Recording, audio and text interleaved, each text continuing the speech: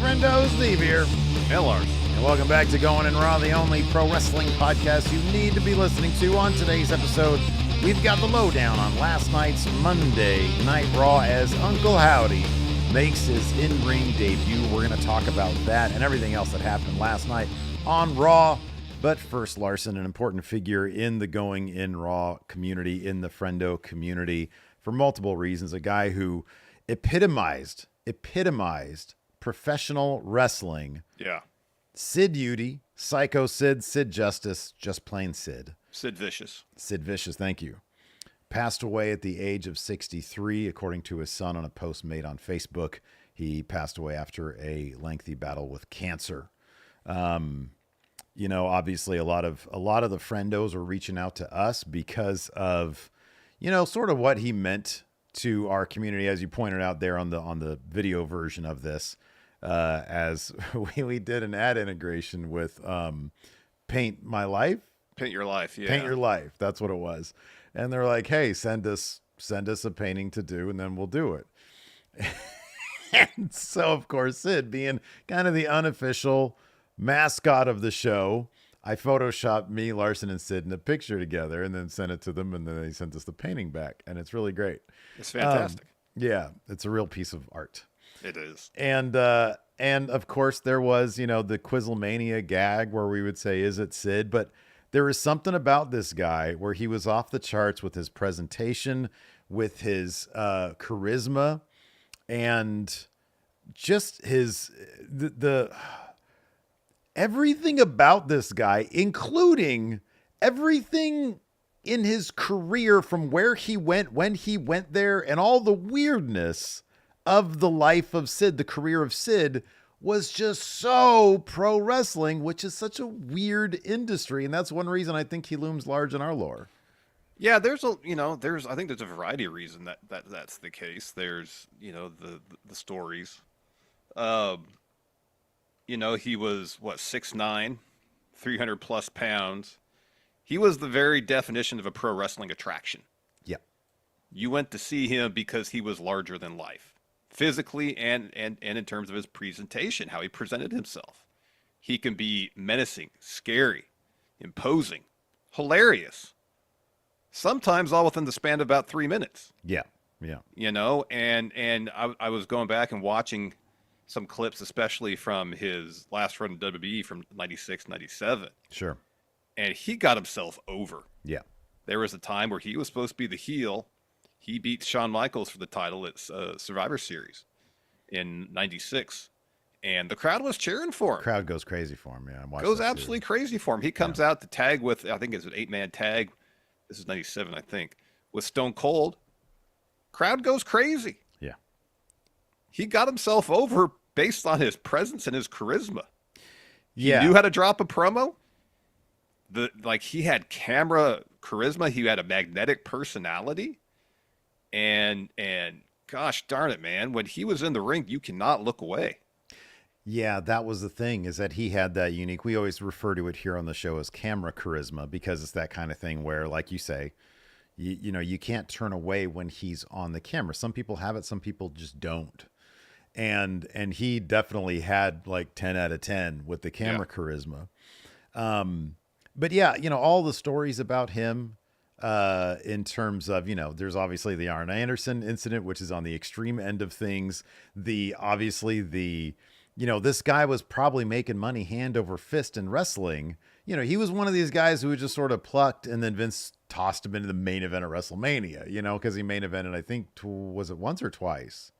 He main evented 2 WrestleManias, 8 against Hogan and against 13, Hogan, yeah, right. 13 against Undertaker. And, you know, there was a run in WCW in between. Mm-hmm.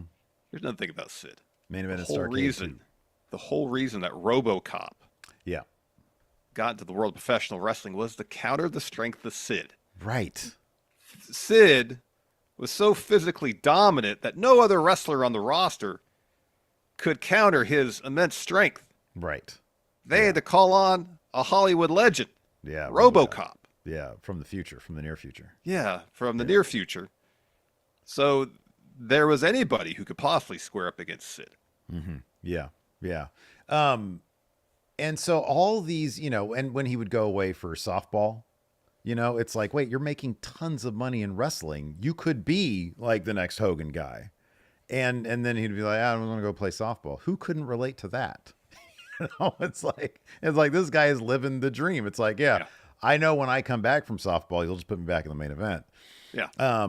He would hop from company to company, which was, again, one of those weird things in wrestling where people would just do that from time to time. Like, seemingly he was, I don't know, maybe on a handshake deal the entirety of his career. I don't know. It seemed like the 80s and 90s contracts were just mere suggestions, you know? Right. I love that. You said that before, and it pops me every time.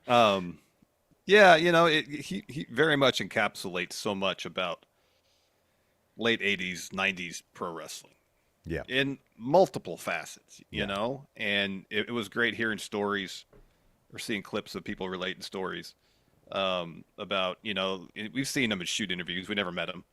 Yeah. But in these shoot interviews, you watch him, he's a really soft-spoken dude, Yeah. And I just watched the thing today where RVD was telling the story about how he and someone else was in a handicap match years ago against Sid. And multiple people told similar stories that I saw.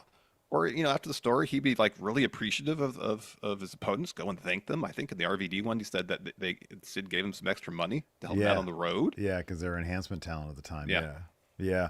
Yeah. I'm looking at Twitter right now. I'll just give you some of the outpouring of appreciation for Sid from wrestlers that we all know. Sean Waltman, X-Pac, says, Sid was my first odd couple tag partner before Kane. I loved teaming with him. He was always really good to me. Condolences to his family and friends. Sting said, one of the most believable big men ever. I loved working with Sid and will miss him. Shawn Michaels, of course, Sid was his bodyguard for a spell, says, saddened to learn of the passing of Sid, an unforgettable presence, and it can't be overstated how big of a role he played in creating the Heartbreak Kid. His work, legacy, and influence will inspire our business for generations to come. This one was interesting. Booker T says, without Sid Vicious, I don't think my brother and I would have made it to WCW. His impact on this business was undeniable, and he paved the way for so many of us. My deepest condolences to his family during this difficult time. And did you notice Xavier Woods last night on Raw paying homage to Sid as well? Yeah, doing the power bomb and the fist bumping when he came out with the crowd. And he had the armband on that said Sid too. Yeah, he did. Yeah. So yeah, they did another one of those really great video packages last night. Yeah. On Raw, Triple H said, a two-time WWE champion, the master and ruler of the world. Few performers in the history of our business have had the look, intensity, and ability to connect with the audience quite like Sid. My thoughts are with Sid's family, friends, and fans. And it goes on and on. I mean, it's just wrestler after wrestler talk. Yeah, good this stuff one's interesting from Joe Hendry. Says, Sid reignited my passion for wrestling is the reason I dyed my hair blonde and changed my moveset. Oh, okay. That's interesting. I'm sad I never got to thank him in person for influencing me so much. One of the greats. Rest in peace, Sid. Yeah. Just, and, also, especially in this day and age, one of the most memed wrestlers there is. And, dude, that's the kind of, the obviously the biggest one, the Goldberg, car being squished down to it. Mm-hmm. And that's the thing about him, is that it just illustrates that the absurdity of pro wrestling is one of the elements that makes it so fun, especially in this day and age when people debate, what do you like about pro wrestling? What's the best aspect of pro wrestling? Given that Sid was not a work rate guy at all, the fact that still he was like one of the most pro wrestler guys there was, says a lot about the variety and the uniqueness of pro wrestling. That it takes all sorts to connect with the crowd. You can do it in a wide variety of manner, and Sid kind of epitomized that as well. So sad news. 63 these days is very young. It is. It's funny because you and I think when we were doing the Smash Zone stuff with the Enforcer, we watched a couple of his shoot interviews, and you mentioned that he's soft spoken, and he's not just soft spoken. He's also very like matter of fact, where you don't get like any salaciousness from him or anything like that. He seems like a guy who, by virtue of like his presentation and the ability to connect with the crowds, kind of was above politics. He would just show up, do his job. They realize that, oh my God, this guy has it all. So he didn't need to play politics. He was telling one story about before, when Chris Benoit wanted out at WCW, in a last ditch effort to get him to stay, they decided to put the belt on him. Hmm. This is 99 or 2000, whatever it was, the Radicals left. And Sid was the champion at the time. So whatever that pay-per-view was, they had Sid drop the belt to Chris Benoit. And in this shoot interview, Sid expresses his reservations about it simply because he knew that being a big monster guy drew money. And he was like, this guy's not going to draw anything because it's his size, basically. But there was nothing like, I don't know, necessarily rude about it. It was just his take on things. Yeah, yeah, yeah. Seemed like a real fascinating guy, but seems like a down-to-earth guy, a guy who didn't need to be down-to-earth because of, when you're that larger than life. But yeah, he seemed like a cool guy, seemed like a normal guy, and all this outpouring of support just sort of backs that up as well. So Yeah, totally. sad. It's 63 is, like I said, these days, young. It's too young. It is too young, and our condolences to his family.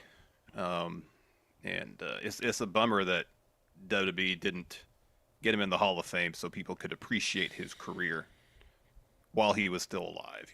Yeah. He provided so much to the wrestling business, and for him to not kind of get his flowers while he was still with us is a bummer. Hopefully they'll take care of that, at some point and give him in the Hall of Fame soon, so his family can at least have that moment. It honestly, dude, it is kind of like they need to get on that a bit more in terms of wrestlers that, because anything can happen to anybody at any time. I understand that. But there's also wrestlers out there that, and I don't know, Sid probably would not have topped my list. Like, I don't think anybody knew necessarily that he had cancer besides publicly anyways. But, guys out there, like, for example, I saw this noted the other day, like Lex Luger, like he's in a wheelchair. I don't know. For all I know, he's going to live till he's 100 years old. I don't know. But there are certain people who like really deserve their flowers, and they're up there in age. And when you get the further up there you get in age, combined with the tough realities of what it was like living as a wrestler back in their heyday, the 80s and 90s, you can't take for granted that they're going to be around for, for a normal life expectancy because of how much of themselves they gave to the industry, plus the unfortunate truth of steroids and recreational drugs. Yep. And what that causes to what that does to a body. They got to start getting these flowers in, if you will, sooner, as soon as you can. Same thing happened to Vader. He passed away before he was in the Hall of Fame, and it's a really wonderful moment for the family and the wrestlers to be recognized for doing what they did for the sake of our entertainment. So hopefully that's a philosophy that WWE will adopt, and maybe the passing of Sid will make them realize, hey, we need to like. If not, they need to either expand, like on a yearly basis, how many people they're letting in, or reconfigure how they do this and get ahead of this kind of stuff a bit more, They do. Absolutely. Rest in peace, Sid. Rest in peace, Sid. We'll miss you. Before we get started on the Raw review, Larson, let's go ahead and pay bills now so we can talk about Raw. What do you say? Let's do it. This episode of Going in Raw is sponsored by BetterHelp. Steve, I was a pretty curious child, the type who would sit and study maps. I'd turn through atlases and just learn about geography, and I would memorize state capitals. But somewhere along the way to adulthood, I kind of lost that curiosity. Yeah, man, same here. I used to be big into presidents for some reason. I never wanted to be a president, but for some reason I memorized a lot. You're curious. It's funny. It's like play out in trivia now when we do trivia. All the geography, and I'm the president guy. It's worked out. Anyways, somewhere along the way, I lost my curiosity as well. I see it every day with my daughter, though. Kids are constantly learning and growing. Maybe it's due to everything we have to concern ourselves with as adults, but I've found that sense of curiosity certainly isn't what it used to be for me. But therapy can help you reconnect with your sense of wonder. And if you're thinking of starting therapy, give BetterHelp a try. BetterHelp is completely online and designed to be convenient, flexible, and suited for your schedule. All you got to do to get started is fill out a brief questionnaire to get matched with a licensed therapist, and then you can switch therapists at any time for no additional charge. I've talked about it on the show a lot, but in my mid-20s, my life was basically taken over by severe anxiety, and I had definitely lost any sense of wonder or curiosity. Eventually, I realized that I had to go to therapy, and therapy helped me learn the skills I needed to better cope with my anxiety, and got my life back on track and put me on the path to hopefully becoming a better Larson. So rediscover your curiosity with BetterHelp. Visit BetterHelp.com/raw today to get 10% off your first month. That's BetterHelp. HELP.com/raw. So the last Raw before Bash in Berlin saw the debut of Uncle Howdy against Chad Gable. I've seen this on social media. The concern over Uncle Howdy running ropes. At a certain point, the bell rings. Yes. Well, the bell rang last night.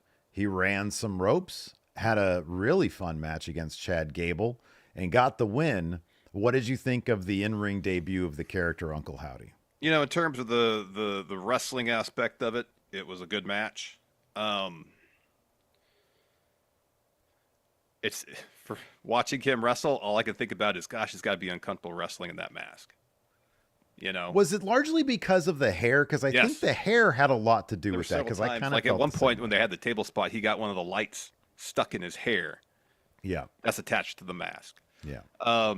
You know, every other member of Wyatt Six loses the mask when they wrestle, and it'd be kind of an interesting dichotomy for Bo Dallas, where he's Bo Dallas trying to grieve his brother while getting his pro wrestling career back off the ground, all the while off to the, in private, dealing with this internal struggle, this battle between himself and the Uncle Howdy character, which would exist in the VHS tape promos. Obviously, they've chosen not to take that route with him specifically. I'm curious to see where and if, and maybe it won't,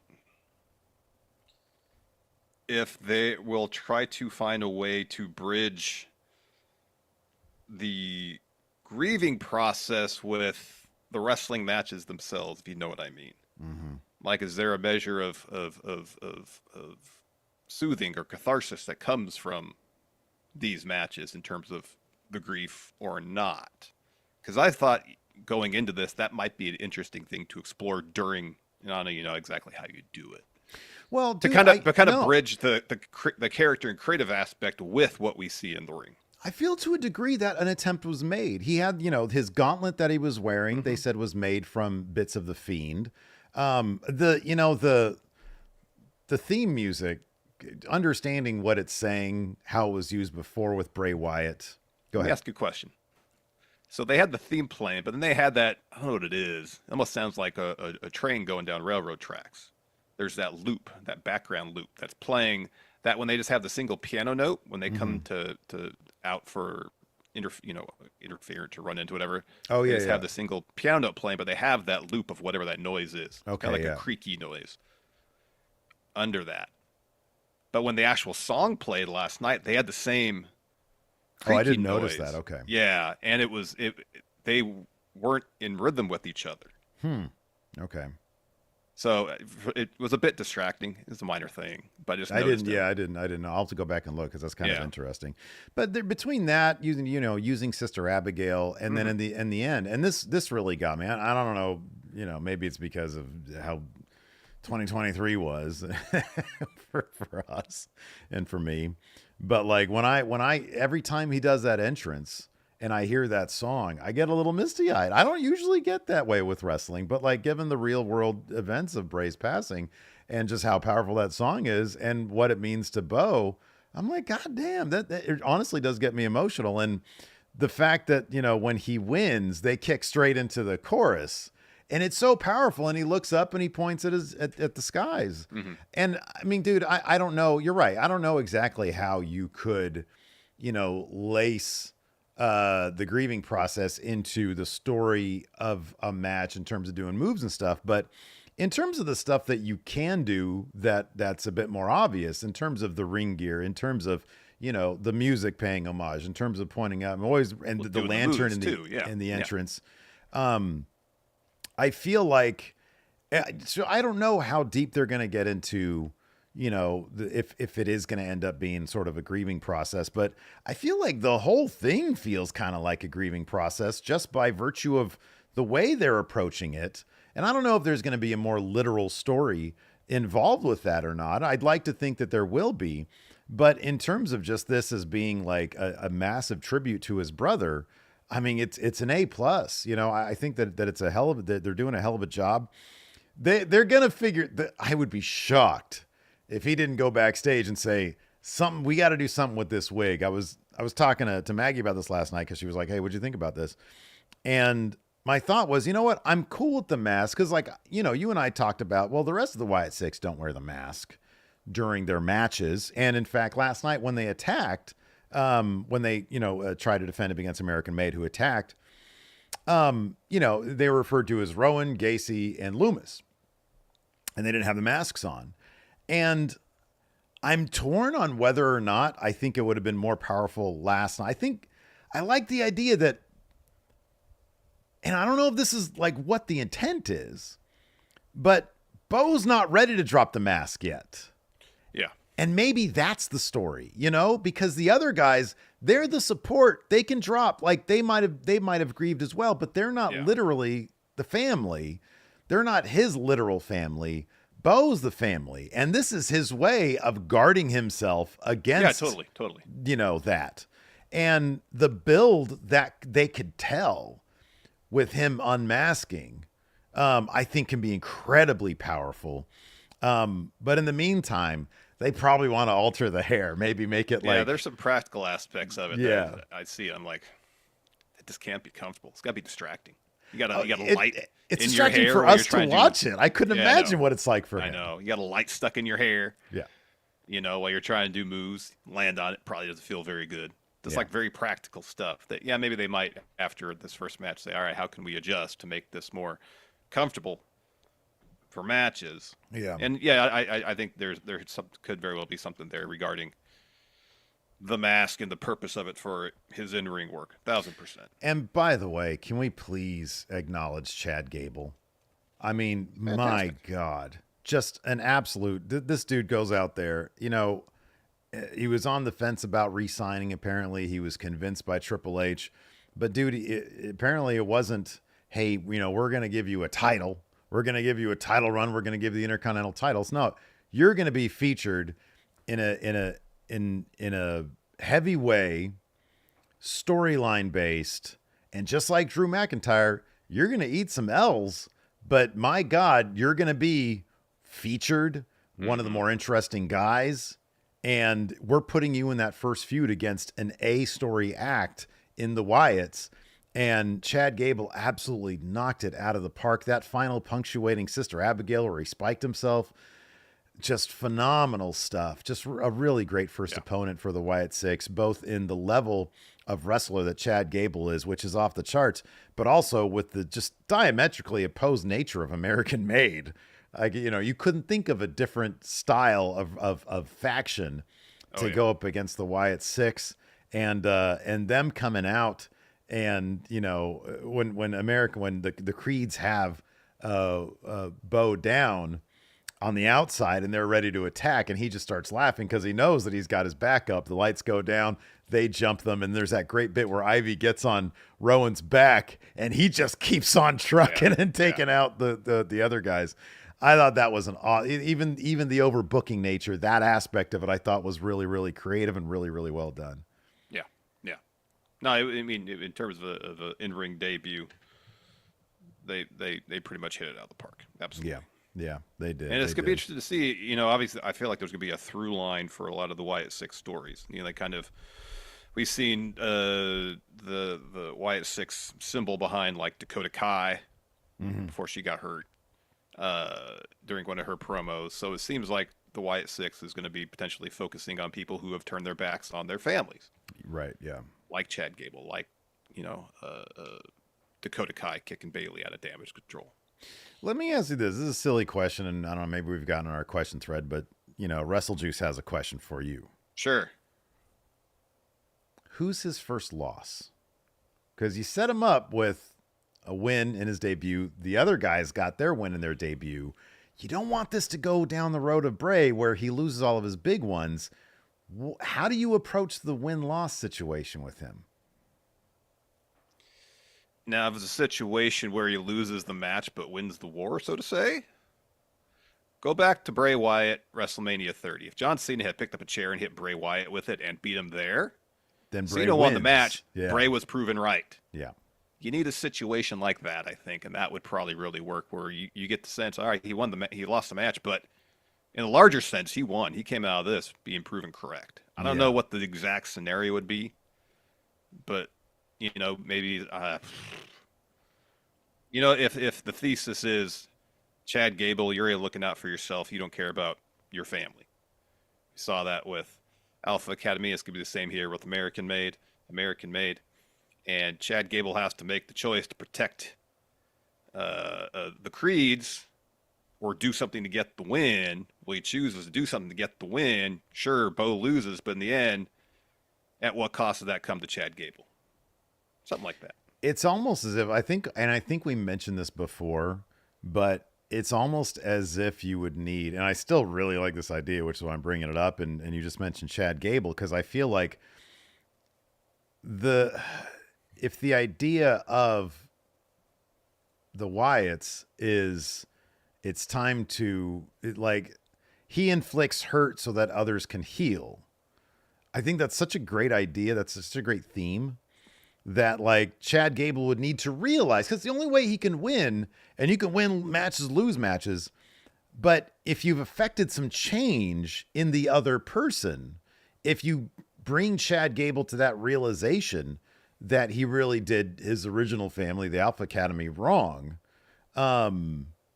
So maybe it'd be a situation where Chad Gable would find himself managing the Creeds in one of their matches against Alpha Academy, and he prevents them from cheating to win. Something like that, where he would realize that, you can't do that to your family. And I don't know how, you'd go through the bits and pieces of that. But he's got to get, I'll put it this way. He's got to prove that he is a threat as a wrestler, meaning a winning wrestler, for anybody to take him seriously enough so that they do change. Because that's got to be his battle, is changing people, not necessarily I'm going after the Intercontinental Championship. And in fact, they should probably address something like that in his first 6 months.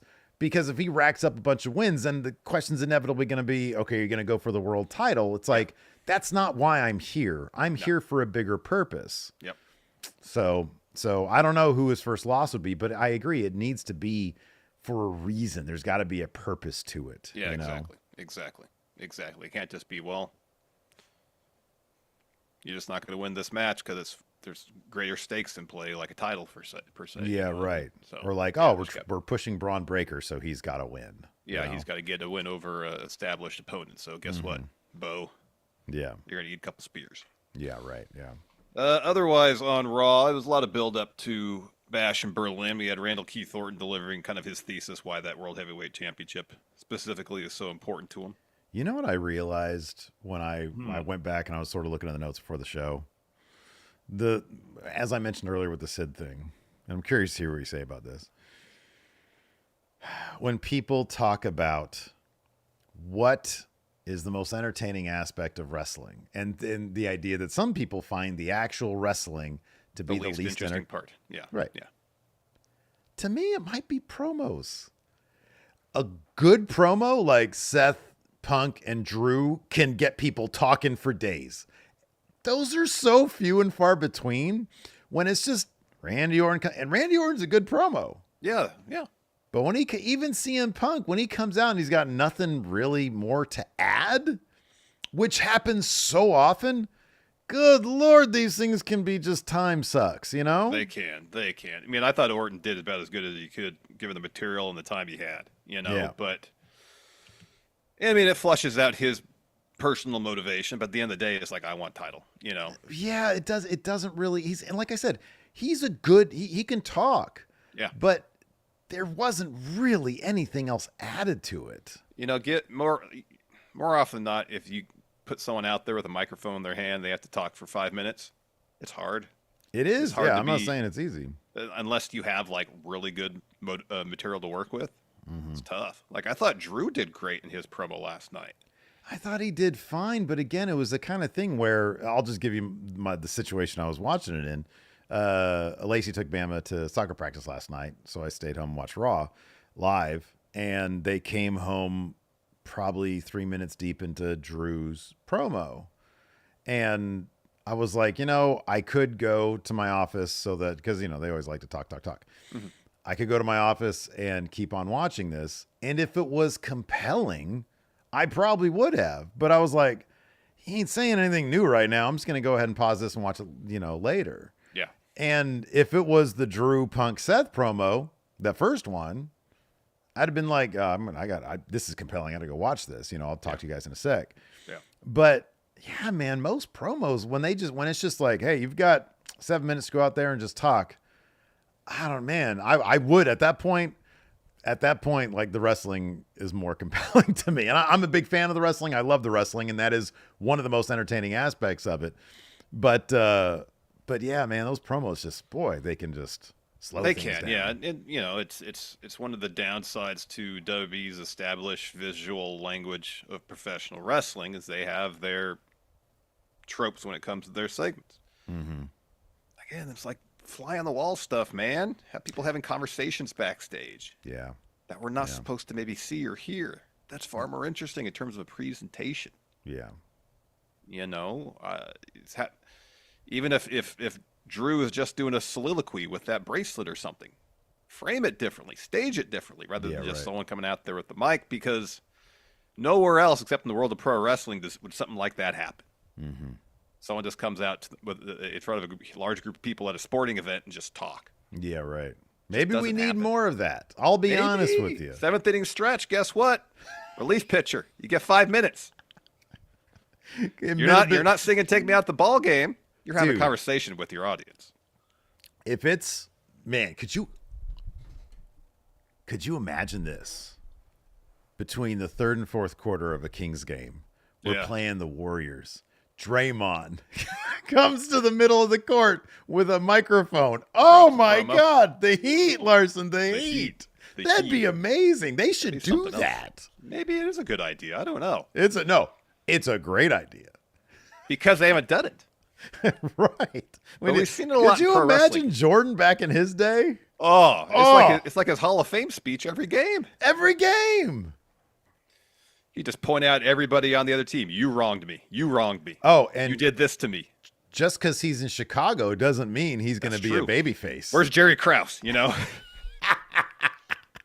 be like, I noticed you got up and got some nachos in the middle of the second quarter. You need to wait till between quarters to do that. You gotta wait till you gotta wait till I get my 2 minutes of rest time during this game. Yeah, for him specifically, exactly. Yeah. Take off that 23. Take off that 23. Yeah. Oh, that'd be amazing. That'd be great. Boy. These they got to start doing that. Anthony Edwards crotch chopping people. Oh, I know. Fantastic. What else happened? Joel Embiid dropping promos on people. What a train wreck that would be. Oh, man. Speaking of train wrecks, let's talk about Braun Strowman and Bronson Reed. Oh my man. God. What they've been doing with Braun. The best thing babyface Roman Reigns ever did. Yeah, true. Was his feud with Braun Strowman. They're just going around wrecking stuff. It was. And I'm happy that they're doing this with Bronson. And I know that the rationale for Braun getting involved in this is, well, he's been friends with Miz and R-Truth for years. We've never seen that on screen, so we'll take your word for it. Yeah. But they tried to build to introducing Braun into what Bronson Reed is doing, which is smart because it's not just one day Braun shows up and destruction happens. We have to wait for it. And now that we got it, it's going to be great. It's a good feud, especially if they take turns destroying stuff, doing crazy feats of strength to each other. Yeah. It's going to make Bronson Reed, because he's going to win in the end, coming out of this looking great. Even better than he is now. It's brilliant to use Braun Strowman in this because that was his whole shtick. And now you want to, it's even not said last night, I'm not finished with you yet. Yeah. Yeah. It's not 2017 anymore. Braun ain't, he's not going to be the top guy. No. So you kind of do a passing of the torch with these monsters. It's a great idea. And very quickly they've gotten Bronson Reed from being, for me anyways, okay, I don't really need to pay attention to, I want to see what this dude's going to do next. I love that the Miz was talking to him. By the way, the Miz is about to turn heel. Miz was talking about him. And then he shows up and says, no. The only reason this is happening is because you decided to rope R-Truth into, or you decided to defend R-Truth and Braun decided to defend you, putting the finger on Miz. But Miz dropped that line, every time I try to do the right thing, bad things happen. I'm like, okay, you're going to go back to being a bad guy soon then, because this good guy stuff isn't working out for you. Which could be interesting, could be fun. But yeah, it'd be kind of interesting as an aside. Miz doing something interesting again. Boy, that'd be good. Because I think the last time that happened? It's been forever. It has been forever. Has been. But when he's got something good, the dude can cook. He really can. Yeah, he can. Let's talk go-home math here, because of course you mentioned Bash Berlin's coming up this Saturday, starting at 10 a.m. Pacific. That's 1 Eastern. We'll be doing our live reaction stream. Review to follow on Saturday. Obviously, one of the marquee matches is Damian Priest, Rhea Ripley taking on Dom and Liv Morgan. They had an interaction last night. Terror Twins standing tall. What does this mean for their chances in Berlin? Obviously, new Judgment Day. They got the numbers. You notice they changed their branding. It's not the kind of eerie supernatural stuff anymore. It's very much Motorcycle Gang. Oh, like their Tron's different. Oh, okay. Oh man, I got to go back and look at that. Just you've seen that circle logo they have for them now, right? Yeah, no, okay, yeah, I seen the new shirt. It's yeah, that on the side, and it's got, I don't know, a font that's kind of reminiscent of like what the Boston Red Sox have. Okay, all right. Not the exact same, but kind of reminiscent of that across the larger Tron. Yeah. Obviously, New Judgment Day has numbers advantage. You know, they could use that to get the upper hand, perchance the win. How do you see this going? Terror Twins coming out the losing end of things in Berlin. What do you think? I think that does all the world of good for everybody involved. I think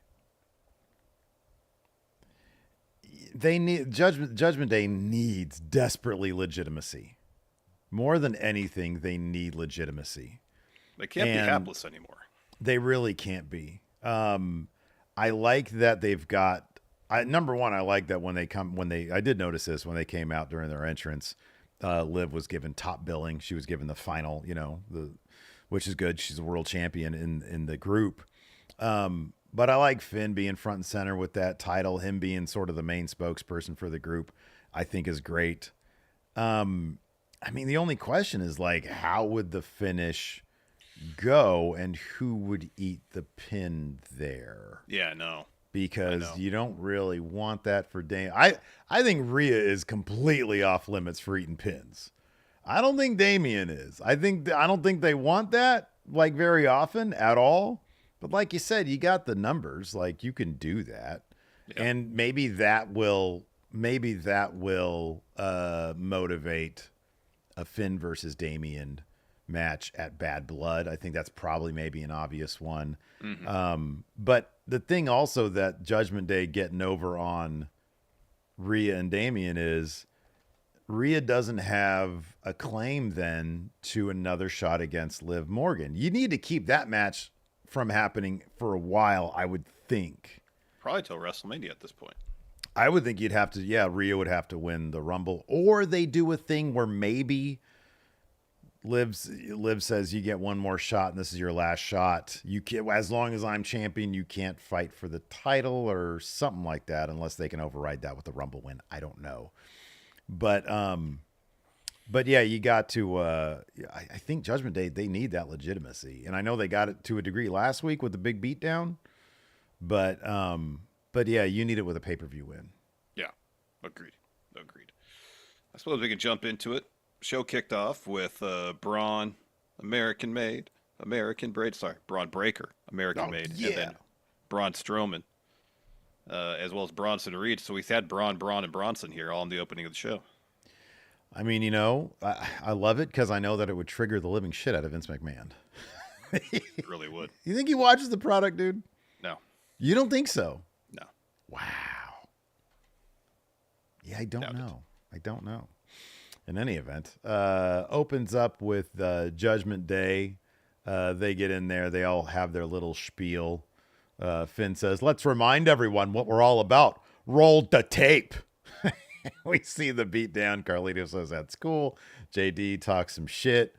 Finn says, let's make it clear. We aren't the bad guys. You are. You got exactly what you deserve. And that's what happened last week is just a preview of what's happened at Bash in Berlin. And then Liv talks shit. She says, Rhea, I should be thanking you. If you weren't so self-centered, egotistical, and selfish, none of this would have happened. By the way, Liv has developed probably the most annoying laugh a heel could use. Ha ha ha ha. Yeah. I was cracking up. It was really good stuff. Of course, we're all waiting for Dom to get the mic. God damn it, he's so fucking good, man. His reaction. Carlito has to yell at the crowd on Espanol, and then Dom yells at the crowd on Espanol because they're just booing the living shit out of him. And we find out that he's entering the Intercontinental #1 Contenders Tournament, and he plans on winning the entire thing. That brings out one of the best theme songs in wrestling, Rey Mysterio. He comes out with the LWO. He talks shit to us. And I love this shit's just motivated because it's father and son. It's so goddamn good. So Rey comes down. He says, son, you're a lost soul. You need help. You're out of control. At least when you were with Rhea, one of you had a set, and it sure wasn't you. You know, when Rey is good on the mic, he's really good. I know. It's He just has not good very... material to work with. He's usually pretty good. Yeah, he is. He says, someone needs to put you in your place. And Dom's like, is that going to be you? I already beat you and you disappeared for weeks. And Ray said, oh, had to go there, huh? You've always been a jackass, but now you're with Liv. You're an even bigger jackass. Liv's like, no one talks to the women's world champion like that, especially deadbeats. And Ray's like, come on, Dom, hit me. Hit me because I'd love to slap that stupid mustache off your face. Dom says, I'd love to see your old ass try. And then a big brawl breaks out because JD tries for a cheap shot. That leads to, what is a 6-man match? LWO versus the Judgment Day. This was 8? I think so. It was. Oh, yeah, Ray and Dragon Lee and then the other guys. Yeah, okay. Okay, you're right. Yeah, it was 8. Yeah, Del Toro and Wild, and then Finn, Dom, Carlito, and JD. Yeah. That's right, yeah. Once again, Liv helped Dom beat his dad. Yep. So Ray hits Dom with a 619. He heads up top. But Liv pulls Dom out of the way as Finn is distracting the ref. So Ray, looking for the frog splash, just eats Matt. Dom rolls up Ray to get the win again over his dad. Yeah. So they're celebrating for a second. Then they attack the LWO. They start clearing off the announce table. Rhea's music hits. Her and Priest run down to the ring. They're just laying out Judgment Day. Rhea sends Liv into the post. Priest just wrecks Dom with a lariat. They get overwhelmed by Judgment Day for a moment. Eventually they fight back, and then they hit South of Heaven and Riptide respectively on Carlito and JD, and stand tall to close the segment. Go home math not looking good for Terra Twins. Nope, not really. We find out more about the Intercontinental Championship title tournament, the #1 contender thing. So it's 2 weeks of triple threats and then a final 4-way to determine the actual #1 contender. Mm-hmm. So the first one is Kofi. So a lot of these names were on our, I don't know, I put it was right here somewhere. Oh, wait, I have it right. Do you have it?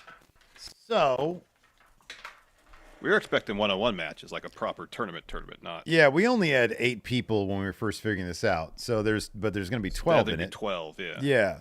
So we had Jay, Bronson Reed. I don't know if he's going to make it in, but that could be next week. I don't know. Miz, Woods, Cross, Sheamus, Kaiser, and Gable. Gable probably won't be in it because I think he's still going to be in a thing with the Wyatts, but maybe that's a possibility. Maybe. But we got a bunch of them so far. This week we got Jay, Kofi, and Karrion Kross in a match. And then we had Woods, Dunn, and The Miz. Yeah, Sheamus is going to be in this thing. Yeah, I would think so. Kaiser will be in this thing. Yeah, if Sheamus is in it, Kaiser will be in it. Yeah. So Jackie's interviewing The Miz and asks him about how he's, what the last few weeks have brought him. He says, well, I was feeling good until you mentioned that. It's been a rough couple weeks. We lost the tag titles. I didn't get to wrestle in my hometown at SummerSlam. R-Truth was taken out. And when I try to avenge him, I get tsunami'd. Every time I do the right thing, it goes wrong. But tonight, I can right those wrongs. Tonight, I get one step closer to the title I made prestigious. The one, if I win, will tie me with the most in history with 9. So Bronson Reed, as you mentioned earlier, walks in. And he says, you came after me because I took out R-Truth, and Truth came after me because I took out Seth Rollins, and now you've gotten Braun Strowman involved. I'm losing track of all the people I'm maiming. Once I maim him, and I will, I'm coming back for you. Mm-hmm. Mm-hmm. Wait, so has next week's matches been confirmed for I the guess other so. triple threats? Who is this? Because Oh, next Aussie week. here Okay, says, yeah. Reed, Sheamus, Kaiser for the triple threat. Oh, okay. Dragonov, Dragon Lee, and Dom. Okay, so yeah, I missed that. Thanks there to we go. Chris Garrix for these freaking detailed notes, man. He Oh really yeah, is the best. Chris does He's a great job tops. with these notes. He's Thank you so tops. much, Chris. So then, Damage Control, their music hits. They have a tag match against Pure Fusion Collective PFC.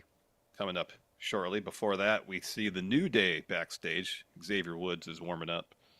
Kofi's warming up. He's got some green gear on. Yeah, does anybody in chat know or do you know? Look very Power Ranger-esque. Yeah, I don't know if it was Power Ranger. I was like, God damn, he looks like the coolest Green Lantern I've ever seen. But you would thought he'd have, Yeah. So I don't know. So then Woods comes in some black and silver gear. Sid. And Kofi is like, I'm glad we got to talk last week. That's what I love about us. We have an issue. We talk about it like grown men. And Woods says, crazy, emotionally mature men who are going nearly 10 years strong is because we communicate. Like, why didn't you tag me in last week?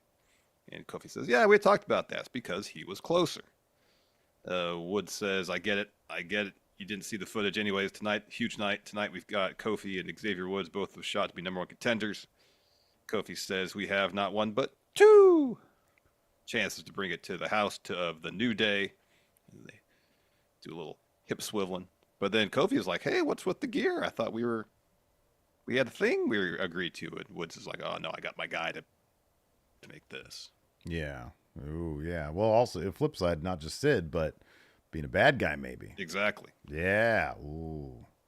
Yeah, chat's all over the map with this. So I thought this too, but I was like, that's kind of obscure. W.S. Fletcher points out the Guy Gardner version of the Green Lantern costume, which, okay, he's going to be in the Superman movie. Maybe that? Maggie says Teenage Mutant Ninja Turtles, but they already did that one. That was a different outfit. Mm-hmm.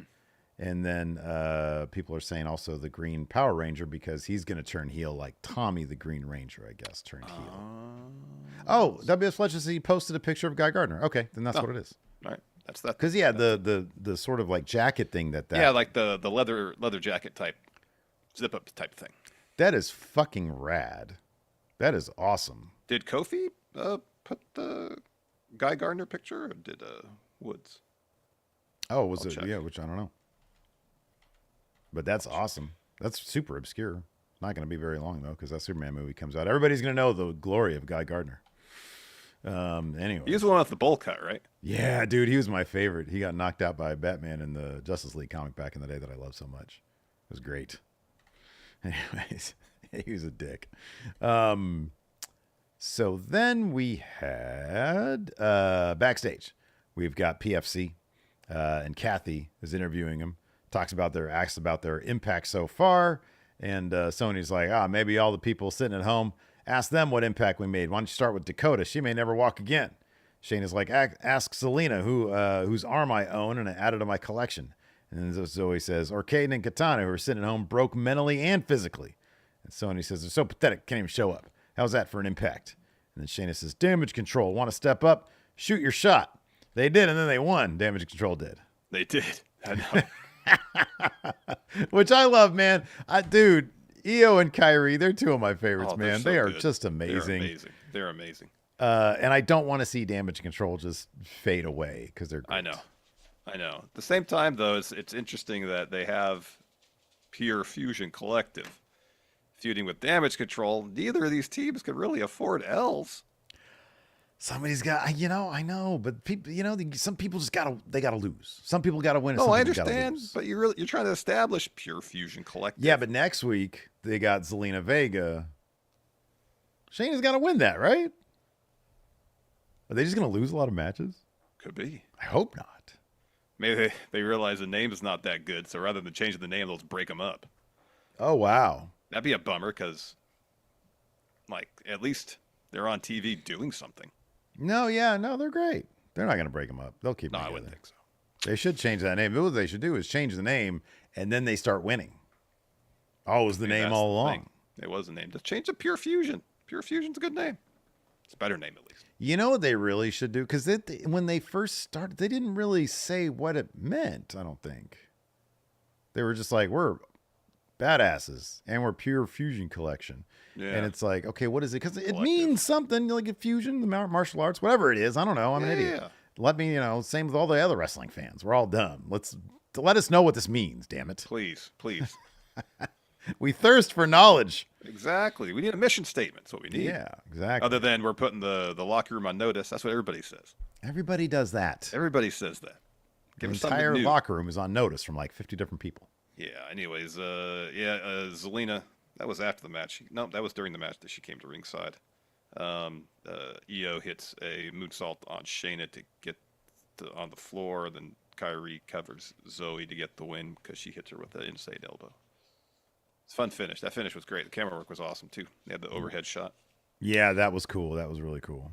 And then we got Uncle Howdy promo. Bo says, "I stopped to marvel at all our accomplishments." Sorry.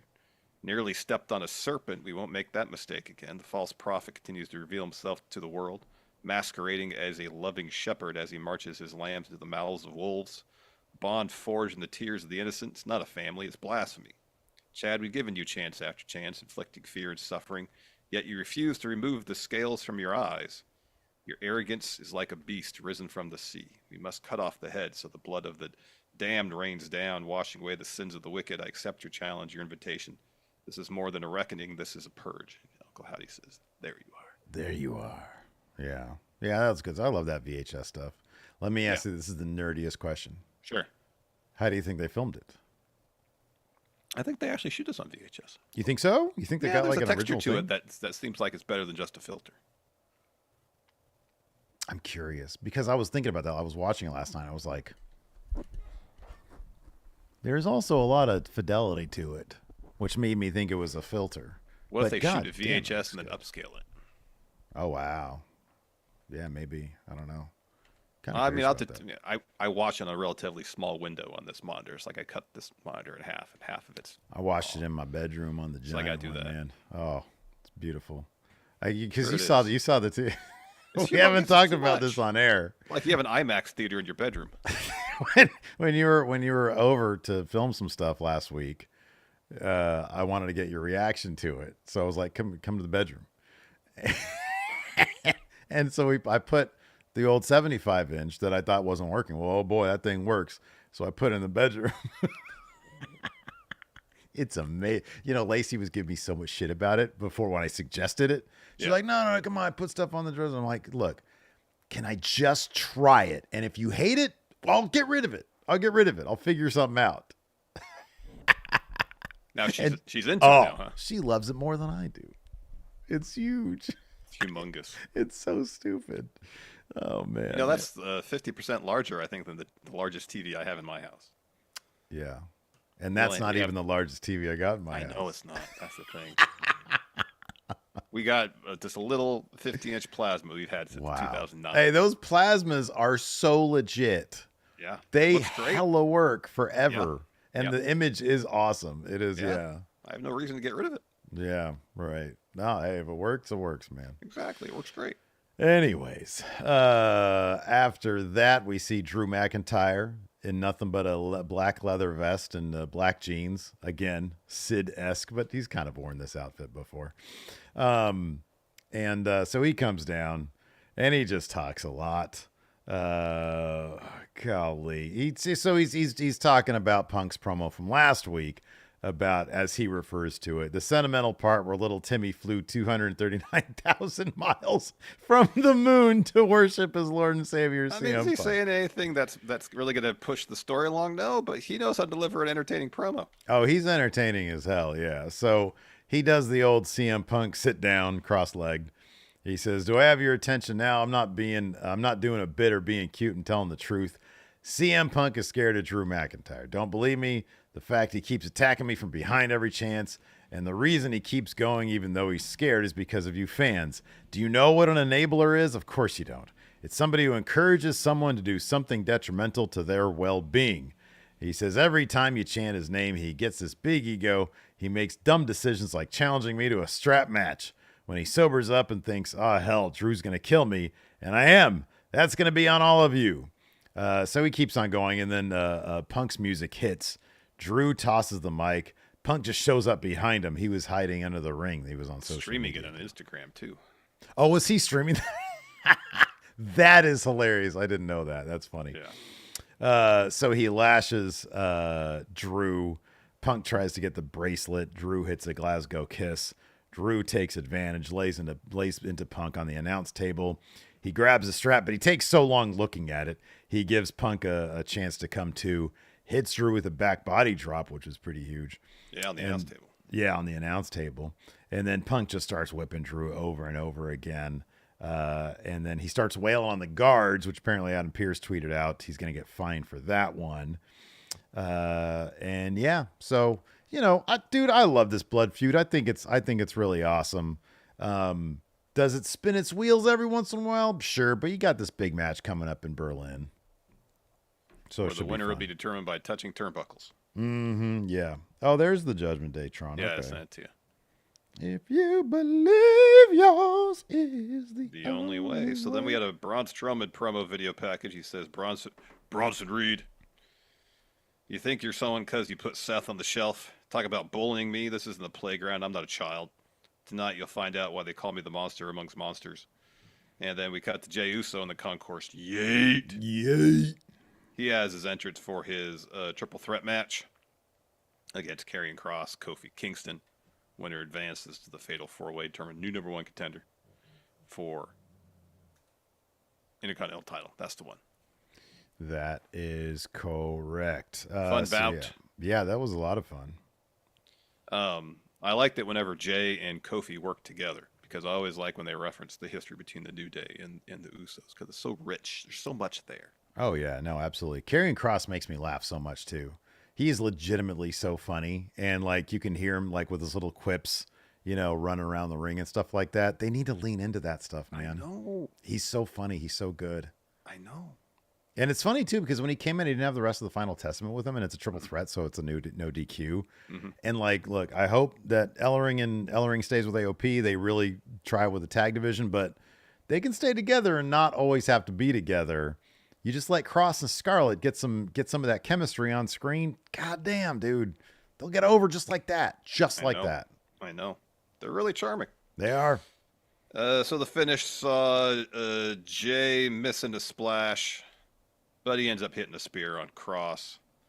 After Cross takes out Kofi with a forearm.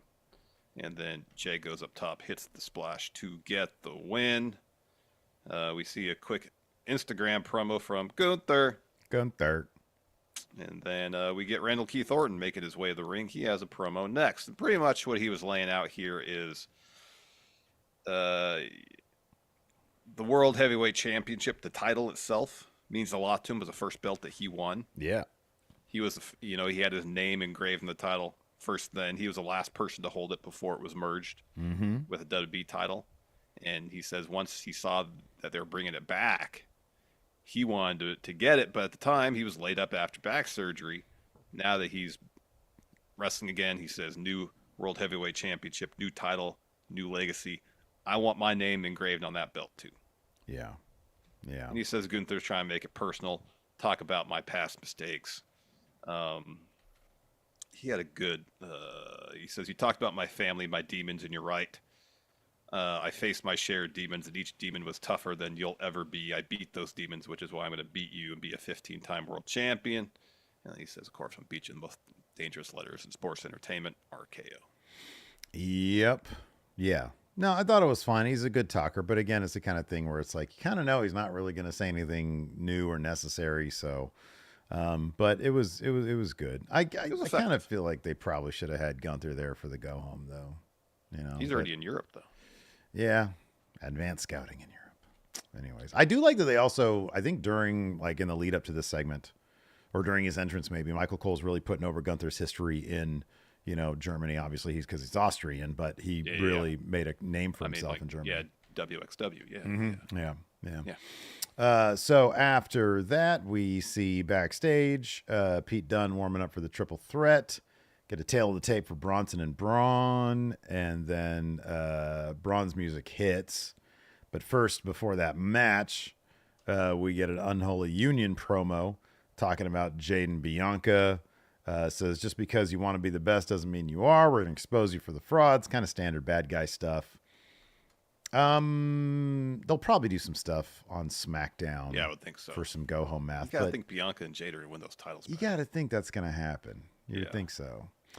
Yeah. Bronson Reed versus Braun Strowman was next, and of so course, this just ended up being not like an actual match, but it went backstage and just absolute destruction.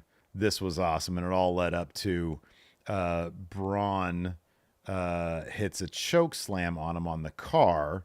He grabs Reed slides off the hood and bumps on the concrete. That looked rough. That was sick.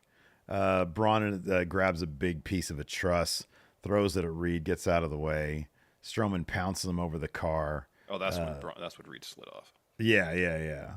And then Reed is thrown into some road cases. Braun throws him up top, but Reed fights back with a pipe. And then there's a great moment where he's like up there, and he looks at his surroundings, at his environment, and he notices that they're up against a tall cement wall. Yeah. So he gets up there because he has Braun on the hood of the car, the roof of the car, and then he hits a tsunami up there, and then Pierce comes running in. Get the medic, and both men are just completely out of it. It was awesome, dude. It was great. Yeah. So they go to commercial, and they come back, and Braun is out there. He's like, "Oh, I can't feel my fingers." Mm-hmm. He's getting tended to by the trainers, and then commentary says, "Yeah, Bronson Reed got up and walked away." Yeah, that's so cool. Good. And I actually kind of like they didn't show it. You gotta imagine it. You gotta picture it in your head. Mm-hmm. It's great. Yeah, and it gives them like almost like a supernatural element. Like, oh my God, this guy cannot be hurt. It's great. Fantastic. Then we had a really awesome match: Miz, Xavier Woods, Peter Dune. Xavier Woods busting out that power bomb on Pete Dunne onto Miz. That was awesome. Yeah. Several shout outs to Sid here from Xavier Woods. Kind of a somewhat surprising outcome, though I guess maybe not. I was kind of hoping Xavier Woods would advance. It'd been pretty great if Woods and Kofi both made it to the Fatal 4-Way. Had to wrestle each other. That'd have been super interesting. Yeah. But, of course, Jay was going to advance. We do that. Peter Dunne advances here. Finish. Woods hits the elbow from the top. Gets a 2 because Pete Dunne pulls out the ref. And then Dunne kicks Woods out of the ring and hits the Miz with the bitter end to get the W. It's a good spot for Pete Dunne, though. No, it's a great spot for Pete Dunne. So we got Jey Uso, Pete Dunne. You got to think Sheamus. Sheamus will be in there. Sheamus is going to be in there. Any chance Dom gets in? Yeah, I think there's a pretty good shot of that. Who wins this? Now let's talk. We talk about both matches. Sure. Who wins the whole damn thing? I mean, in the end, they're going to lose to Braun. Yeah. So, gosh,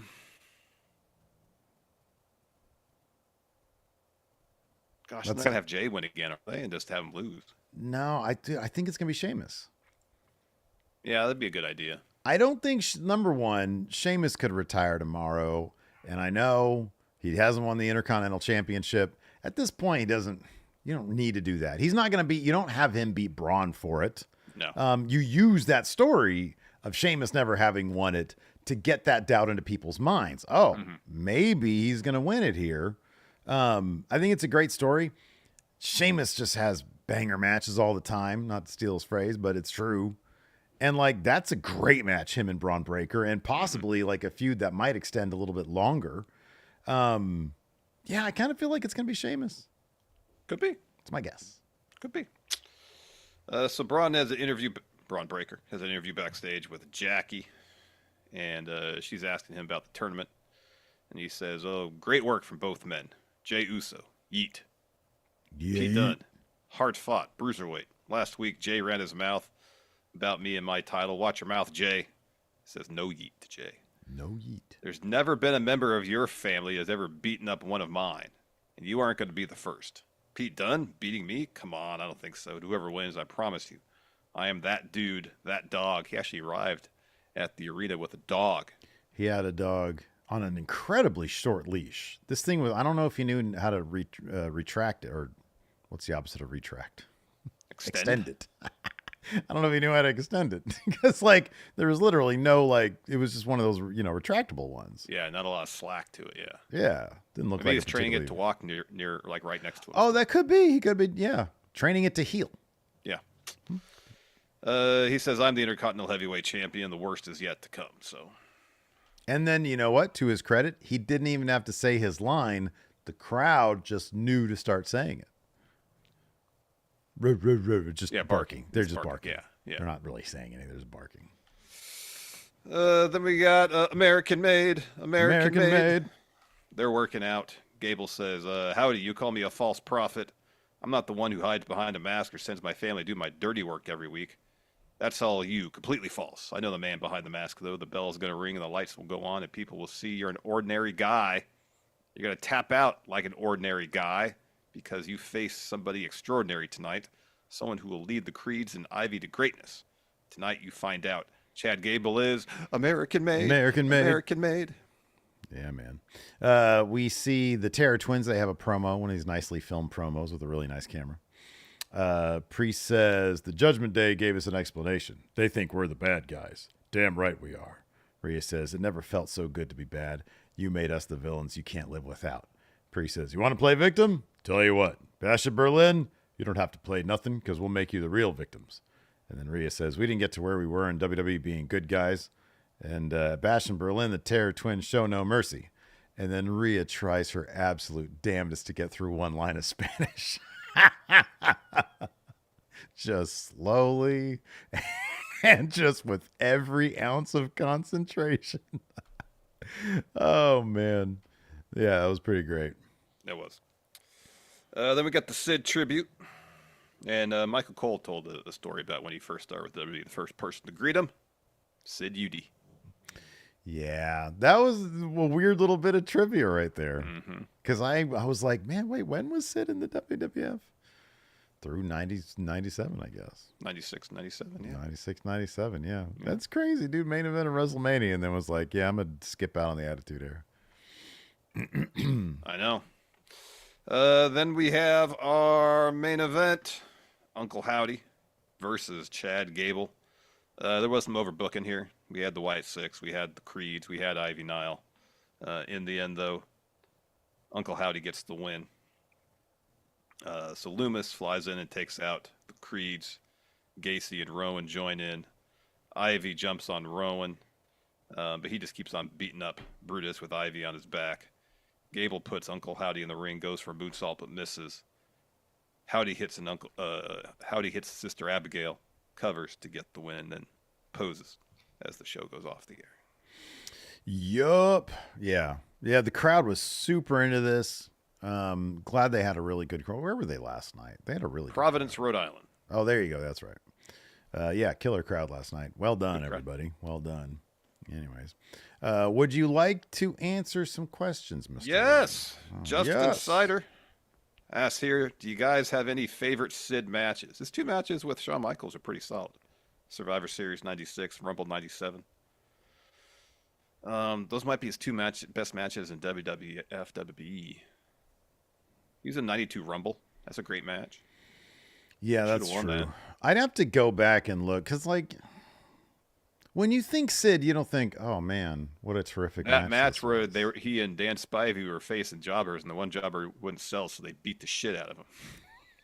Well, yeah. There was there was that. There was also the one that's been making the rounds. It was an enhancement match. Oh God, what's the dude's name? Maybe somebody in chat will know. But yeah, it was just absolutely annihilated this guy. Yeah, it wasn't. Yeah. I don't think it was that one though. But it was when Sid and Spivey were the skyscrapers. Yeah. No, it was Sid. It was moments. You know, he was there. He's like the Forrest Gump. He was there for the Shockmaster debut. Yeah, he was. He was. He was a Horseman member from May to November of 89 or 90, something like that. It's like 90, 6 months. Yeah. Oh, while we're doing the questions, we should preface this. If you want to ask questions, like Justin Sider did, Friendo Club setup is how you get there. It's $5 a month, either on the Patreon at patreon.com/Steven Larson, or hitting that join button on our YouTube channel. youtube.com/Steven Larson. While you're hitting buttons, if you could, hit that like button, hit the subscribe button, hit the notify bell, leave a comment. Engagement's good for the videos and therefore good for the channel. Engagement equals comments and likes. If you could, please leave a comment with your favorite Sid memory. Let's all reminisce about Sid today. Yeah. I was trying to think like what's your top Sid moment? Yeah. That's what I want to know in the comments. Gosh, there's so many to choose from. There are a lot. I mean, that's the thing. Like, I still love that time, and I kind of Mandela affected in my head. Misremembered a little bit. And Goldberg comes out and sits behind him and says, "There's a new babyface in town." And it's like, you just said that. He's just announcing. There's no like story beat where he turns just saying, for the I'm good. a babyface now, and it's great. He's just like, yeah, hey everybody, I'm no longer going to be a bad guy. I'm now going to be a good guy. Oh, it was so good. There's a new babyface in town. That was great. Great. Frozen Tape said, if all wrestling companies had a draft, who would be the number one pick? Oh, Roman Reigns. Yeah, it's Roman. It's Tribal Chief. Put your ones up for your Tribal Chief, Steve. Dude. I can't. The thing is, like, did you get the title? You can't say what it is. It's kind of a Wrestle Juice thing. I'll show it to you here on this show, but that's kind of a Wrestle Juice thing. I got a thing. Did you get the one that had his logo in the center or the actual one? I'm not gonna tell you. I'm not gonna tell anybody. The Wrestle Juice crowd. You can watch. I'll send you the link to the Wrestle Juice video. Oh, there we go. But it's supposed to be coming today. Yeah. Exciting. Yeah, it is exciting. Oh man. Alex Foster, this is a good question. Bad Bunny joined LWO. What other celebrities should join factions in wrestling? Who should join what celebrity should join the new Judgment Day? Well, they kind of got the biker thing going now. Okay. I guess who's Charlie Hunnam from Sons of Anarchy? Yeah, why not? It'd be better. What was the dude's name? Played. God, he's been in everything. Ron Perlman? He's still with us, right? Yeah, I think so. Yeah, he's awesome. I got to talk to him once. He was delightful. What? Yeah. When'd you talk to Ron Perlman? Oh, when I was doing the red carpet interviews for that short little bit of time. Oh man, that's so cool. Yeah, he was super cool. Yeah, seems like a nice guy. Yeah, he's awesome, man. Hellboy. Wasn't Walter Goggins in Sons of Anarchy? Yes. Baby Billy. Baby Billy joins Adjustment Day. That's amazing. Baby Billy's Bible Bunkers. I can't wait for that show to come back. Oh, same. AJ Otani says, does Randy Orton want fans to sing his theme song to save it from Def Rebel? Yeah, they seem to be coming after him, huh? Yeah. They came up with like 3 different... he said they're all crap. Yeah. Zyshawn, yeah. Clay Morrow. That was the name of Ron Perlman in Sons of Anarchy. Let's see here. We kind of talked about that. Payday says, am I crazy for believing Gunther's promo ability is kind of overrated? He is elite at the "you're nothing compared to me" promos, but now that he's World Heavyweight Champion, those promos don't work against people who have done it 10 or more times than he has. I'll be honest with you. The sort of subtle pivot of Gunther to overt bad guy, I don't think it's the strongest thing. I don't think it's necessary either. Yeah, same. Yeah. Ryan Gorman says, I attended my first Raw last night and loved it. After experiencing Jay's pop live, I'm more steadfast that he needs to get the accolades he deserves. What would you do to reward Jay? So you hear about what his dad, Rikishi, said. Do you agree with any of that he should go to AEW? He said, son, just walk away until they give you something to work with. I'm like, dude. He's probably I'm guessing his merch bucket's filling up. It's not full already. He's probably making good merch money. It's probably overflowing. Yes. Yeah. He is one of, if not the most popular and beloved wrestlers on Monday Night Raw. What did I used to say? Only a matter of time. Yeah. What did I used to say about Eddie Kingston? most popular guy on the roster. I'm like, if you have that, you don't need to put a title on him. Like, what have we learned these days? And then they put like 3 on him and his popularity died. That's not true. But, they stopped using him in interesting ways. I agree that Jay does need to be involved in a good story at some point. They don't need to rush that, though, because he still is one of the most popular guys on the roster. I have no doubt that at some point he'll probably get some. But if tomorrow, number one, I think it's possible that him and Sammy end up winning those tag titles. Mm-hmm. I think Jay will be fine. He'll be fine. At some point, you'd like to see him win a match of consequence as a singles wrestler.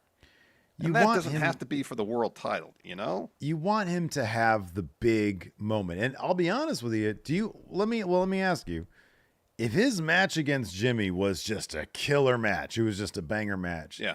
Do you think there'd be that same, because that would be a big, big WrestleMania moment. Instead, people kind of crapped on it. Yeah, but I don't think Jay would be any different of a place now, even if that match was a 5-star. But do you think people will still be complaining about it? Complaining about the match? No. Complaining about, Jay hasn't had a big win. Yeah, because they won with the championship. That's what they want. That's what Rikishi's talking about. They don't need that, though. It's just a prop. Just needs to be in cool shit. Yeah. But he's like the most over guy. They put a title on it. If the trajectory demands it, then I say you do it because the trajectory would demand it. Like LA Knight, his trajectory needed a title. Or if the story they're telling dictated that he won a title. Yeah. Absolutely. Yeah. Nate Cruz here says, you need to get a new finisher over. Other than Chad Gable, who would you want to hit it on to make it look great? Trevor Ricochet Man. Oh, Mustafa Ali. Yeah. Yeah.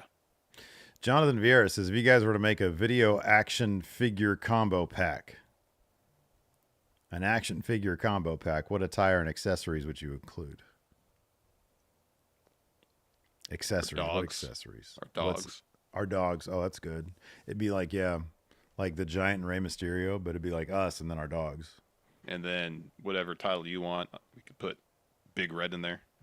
Oh, wow. Yeah, Big Red goes in there. And then like the real world's championship. Basketball. A basketball. Yeah, that's good. I like it. We have probably some food item too. Like a long boy chicken sandwich or something like that. Donuts. McGriddle. Yeah. Marble cake with frozen whipped topping. That seems to be the thing. That's the 2024 thing. It is. Oh, wow. Fear and Loathing says, with the untimely passing of Sid, what wrestler should inherit the moniker of master and ruler of the world?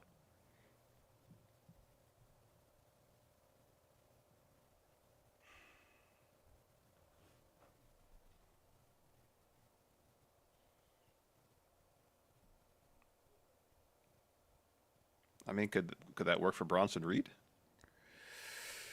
He needs a lot more time. Yeah. He needs a lot more time. Wardlow. Max Caster. Dirty Rich here says, happy 14th birthday, 10 for the win with the show. Thank you, Rich. It's about 14 years ago we took it over full time. Was it September or August? It was August of 2010. Is Rich at this point the official Going in Raw historian? I should say Steven Larson historian. Maybe either Rich or Rob. Yeah, Rob. Well, Rob is the official Going in Raw historian. Yeah, he's the official like Going in Raw video game historian for sure. But Rich like really has that back catalog memorized. It's crazy. It is pretty wild. Did you see? We got it was either an email or a DM on Instagram. I don't know what it was, but somebody reached out to us and was like, hey, I was a huge fan of you guys back. Was it the Oscar Apocalypse one? Yes. Yeah, I saw that. And I don't even know the first place to try to find that. Somebody wanted like this really obscure video clip that we did like I guess we were riffing on like the X-Men movies back in the day. Well, it was that movie he was in, Oh yeah. Machina. Yeah, it's a good Machina. movie. Yeah, It's a really good movie. never did see that. Yeah, and there's a dance sequence in there, and so you've put him as Apocalypse, his head over there while he was dancing. It was probably like, I don't know, movies coming up or Something like that. It was 10 years ago, 10, 11 years ago. It was a long time ago. And he's like, do you know, would you have this video anywhere? I had forgotten completely about that. Oh, I thought I remembered it. No, but if somebody would, I honestly forgot until you just told me that's what we did. It's crazy to me though, that like we've been doing this for so long and those episodes were like 10 years ago.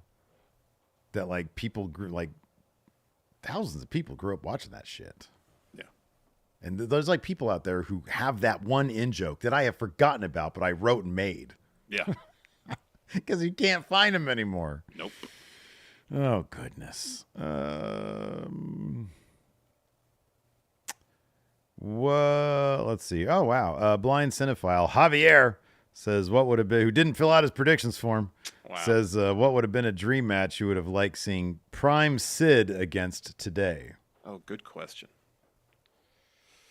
Oh, imagine him versus Lance Archer. Wardlow. Where's Wardlow your been? Answer for... Where's Wardlow been? I don't know. At home, probably. He's somewhere in Wardlow's world is where he's at. Party time, excellent. Yeah.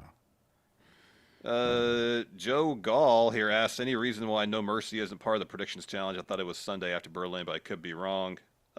Just to keep it so it's not too unwieldy. I mean, Cody Miles is generous enough with his time to make the predictions forms and spreadsheets to keep track of scores. And I feel bad asking him to do like any of it. And so we have the 3 events. Stick to that. We've included NXT shows and prediction challenges in the past. We'll do so again in the future. Just 4 shows was a lot. So I'll be honest with you. You forgot it was happening. Oh, totally. 1,000%. Yeah. Until you mentioned it today that it was happening, I didn't even know. Yeah. I thought it was like October or something. No Mercy. Kind of annoyed that they gave that to NXT. It's not a main roster thing. No Mercy. It's just not collecting. It's in mothballs somewhere. It's being used. Yeah. Um. Oh God. Jesse Helsey says, do you think they're doing the strap match angle so they can incorporate it into the next 2K game? No, but could you imagine if they tried that shit? Oh, glitchy mess. That thing would be glitching left and right. Glitchy mess. And then to have to do like corner to corner, to like tether 2 characters together and then have to do the corner to corner thing. Oh my God. A little mini game you got to do to get to have your hand actually hit the corner. There is no way they'd be able to figure out how to do that without just breaking the game left and right. Big C here says, do y'all think the win over Gable last night means the Wyatt Six will be moving on to a new feud now? If so, then who? My ideas would be Grayson Waller if he turns on Austin Theory. I don't know. I kind of feel like there's more they can do with this feud. So maybe they'll have a match of Bad Blood. You can do Nikki Cross versus Ivy Niles still. Oh yeah, there's all the There's a lot of different combos you could do. Rowan and Loomis against. Well, I guess they had that against the Creeds already. At some point, there's got to be a big moment where I don't know, like Gable realizes that Uncle Howdy's not going to stop until he repents, you know? Some big moment, some big story moment. I know. It's got to happen, you'd think. Story beats. That's what I find most interesting in pro wrestling are good story beats. Yes. I don't need promos, I need story beats. Story beats. Shit Effective happens. story beats. And sometimes that could be part of a match. Sometimes it can be included in a promo. What's your favorite story beat of all time? Putting you on the spot, sorry. Oh, wow. Gonna do it, though.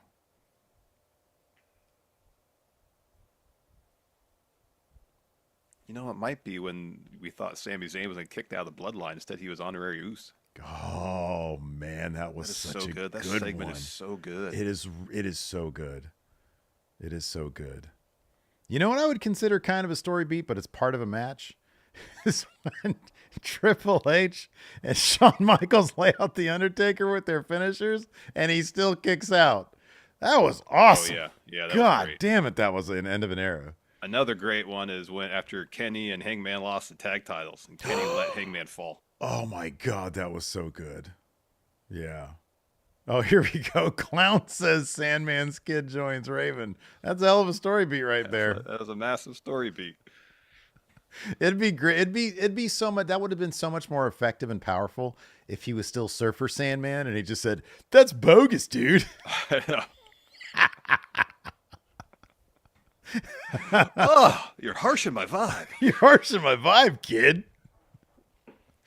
Oh man. Oh goodness. Samuel Raja, this is the last one I've got over here. Says, "What does SmackDown need to improve to make it just as good as Raw? Because Raw is miles better." Raw zoomed by last night. By the way, it was not it didn't feel like freaking. When I was watching SmackDown this past Friday, I was like, "Oh, the first hour moved fine." The second hour, I was like, "Gosh, it's only 6:15. I feel like I've been sitting here for 45 minutes." I know, man. It makes me so happy that I didn't push you to like, hey, let's do watch-alongs of SmackDown. Because, like, That might have helped them move faster, honestly. Yeah, maybe. Yeah. But if I'm sitting here taking, obviously we can do that if I just sit here and take notes. Yeah, I wouldn't be right. engaged, especially during the promos, you hear the clacking of the keyboard.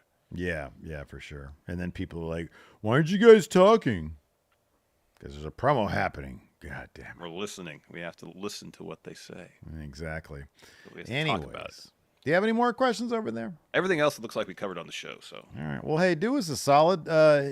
Give us a comment. Leave us a comment, a rating or review if you're on the audio side of things. But on the YouTube side of things, leave us a comment. Hit that thumbs up. Hit the subscribe button with the notify bell.